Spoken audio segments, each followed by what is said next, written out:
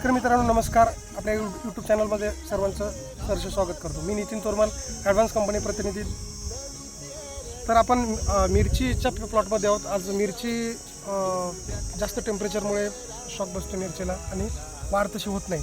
तर शेतकऱ्यांच्यासाठी आपण एक काजू नावाचं प्रोडक्ट आहे आपलं. याची थोडक्यात माहिती सांगतो. मिरचीसाठी आता सध्या मे महिना चालू आहे. मे महिन्यातली आज 10 तारीख आहे. टेम्परेचर जास्त असल्यामुळं मिरचीवर ताण येतो आहे. तर काजू चा वापर तुम्ही ठिबक वाटे करू शकता. एका एकराला 1 लिटर प्रमाणात घ्या.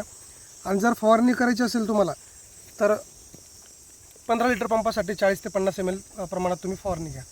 काजू काय करणार की याची पेशी भित्तिकीची जाडी वाढवणार, हरित द्रव्याचं प्रमाण वाढणार, जेणेकरून हरित द्रव्याचं प्रमाण वाढल्यामुळं ग्रीनरी वगैरे मेंटेन राहील आणि प्लॉट स्ट्रेसमध्ये जाणार नाही. झाडाची वाढ वगैरे व्यवस्थित होईल.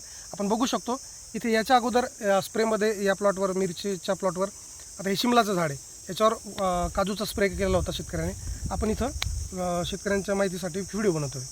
तर याचे फुटवे वगैरे बघा आणि कलर वगैरे बघा तुम्ही, आणि पानाची जाडी वगैरे बघा.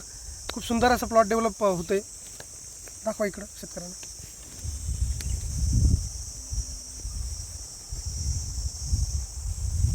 तर शेतकरी मित्रांनो, ही झाली काजूची माहिती.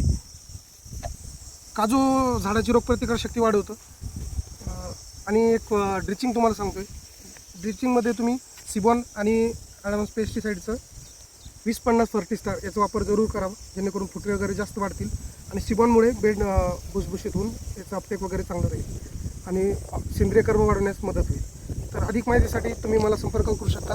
चॅनलवर तुम्ही नवीन असाल तर ॲडव्हान्स पेस्टिसाईडच्या ऑफिशियल चॅनलला फेसबुक, इंस्टाग्राम आणि यूट्यूबला तुम्ही सबस्क्राईब, फॉलो करा. अधिक माहितीसाठी माझा मोबाईल नंबर 98 44 10 43 46. आपण संपर्क करू शकता. धन्यवाद.